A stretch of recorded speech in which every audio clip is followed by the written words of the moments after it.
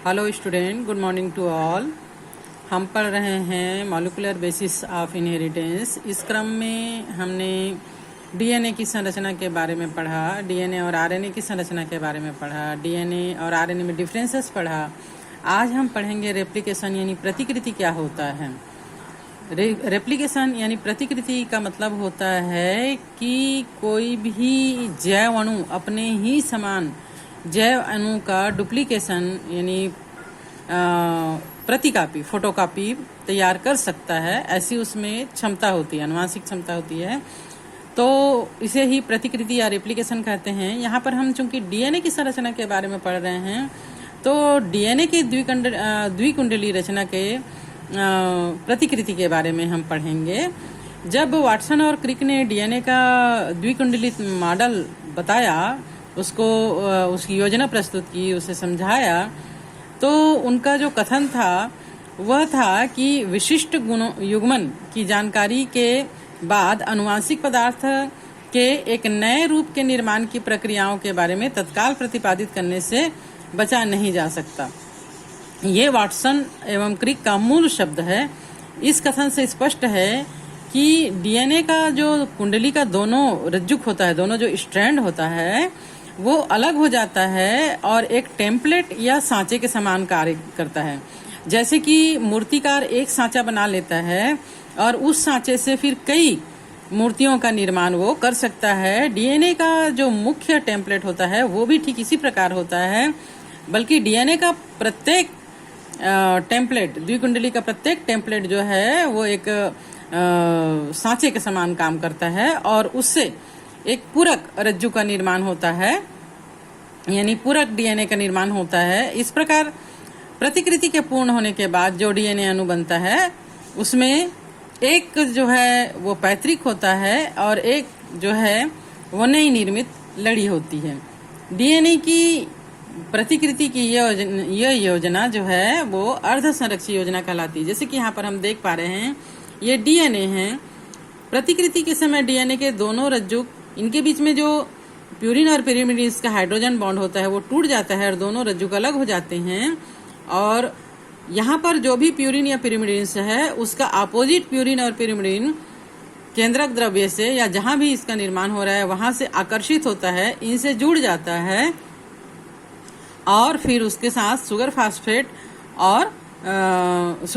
जुड़ जाता है और एक नई रज्जु का हम दोनों में देख रहे हैं, एक जो है वो पुराना है और एक जो है वो नया है, जुड़ जाता है। इस प्रकार एक डीएनए के टेम्पलेट पर दो डीएनए का निर्माण हो चुका है और प्रत्येक डीएनए में एक पुराना और एक नया इसका स्ट्रैंड होता है। इसको हम विस्तृत में पढ़ेंगे। फिलहाल हम देखते हैं प्रायोगिक प्रमाण। एक्सपेरिमेंट के द्वारा ये सिद्ध किया गया कि डीएनए के टेम्पलेट पर ही डीएनए अणु का निर्माण होता है, उसमें से एक नया और एक पुराना होता है। तो ये सिद्ध हो चुका है कि डीएनए का अर्ध संरक्षी, ये जो डीएनए का प्रतिकृति हम पढ़ रहे हैं वह अर्ध संरक्षी विधि कहलाता है, प्रतिक्रियन कहलाता है। तो डीएनए का अर्ध संरक्षी प्रतिक्रियन होता है। इसके बारे में सबसे पहले जानकारी ई कोलाई या इस्चेरिचिया कोलाई जीवाणुओं के डीएनए के द्वारा प्राप्त किया गया। आगे जाकर उच्च जीव जैसे पौधे, मानव की कोशिकाओं में भी ये पता लगाया जा सका। और मैथ्यू मेसेल्सन और फ्रैंकलिन स्टाल, इन्होंने 1958 में प्रयोग किया। ये प्रयोग क्या था? इन्होंने ई कोलाई को ऐसे संवर्धन माध्यम में विकसित किया जिसमें 15 NH4Cl, मतलब यहाँ पर नाइट्रोजन जो था वो 15 समस्थानिक वाला था, है ना।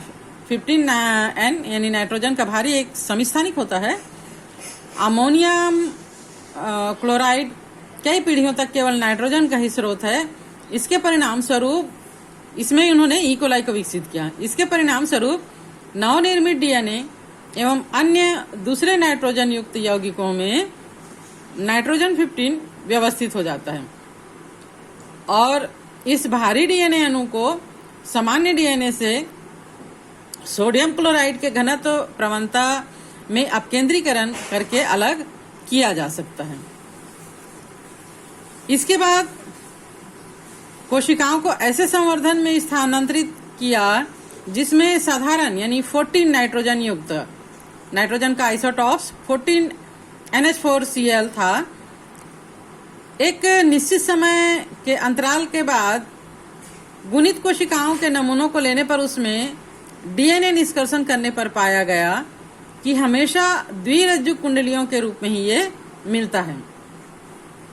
डीएनए के घनत्व के बारे में जानकारी प्राप्त करने हेतु विभिन्न नमूनों को स्वतंत्र रूप से sodium chloride caesium chloride CsCl gradient की प्रवणता पर अलग किया गया। तो इस प्रकार संवर्धन माध्यम जिसको 15N से 14N माध्यम पर एक पीढ़ी तक स्थानांतरित किया गया था, इससे डीएनए निष्कर्षित करने पर पाया गया कि इसका जो घनत्व संकृत या मध्य था, ई कोलाई का 20 मिनट में विभाजन होता है, इतना फास्ट विभाजन इनमें होता है ना। तो हर 20 मिनट में एक नई पीढ़ी या प्रथम पीढ़ी का निर्माण हो जाता है। 20 मिनट बाद दूसरी पीढ़ी में 50% संकर डीएनए यानी 4 में से 2 संकर N15 तथा 2 साधारण N14 प्राप्त हुए। 18 मिनट के बाद तीसरी पीढ़ी प्राप्त हुई जिसमें 2 संकर डीएनए अर्थात 8 में से 2 संकर और 6 सामान्य डीएनए प्राप्त हुआ। जैसे कि यहाँ पर हम देख पा रहे हैं, ये मुख्य डीएनए है जिसमें 2 अलग अलग माध्यम में इसको अपकेंद्रन बल के द्वारा अपकेंद्रीकरण किया गया और अलग किया गया। तो 20 मिनट के बाद जो हमको डीएनए प्राप्त हुआ वो जो है वो N14 और N15 वाला प्राप्त हुआ। फिर इसमें अपकेंद्रीकरण बल के द्वारा इसको घुमाया गया। तो 14 मिनट के बाद हमको जो प्राप्त हुआ वो आधे जो है वो यहाँ पर देख पा रहे हैं N14 वाला और आधे जो है वो N15 वाला प्राप्त हुआ। ठीक इसी तरह का प्रयोग टेलर और उसके सहयोगियों ने भी 1958 में विसिया फाबा पर नवनिर्मित डीएनए के क्रोमोसोम्स में वितरण का पता लगाने के लिए विकिरण सक्रिय 3-मिडीन का प्रयोग किया। इस प्रयोग से ये सिद्ध हुआ कि क्रोमोसोम्स में डीएनए अर्ध संरक्षित तरीके से प्रतिकृति करता है।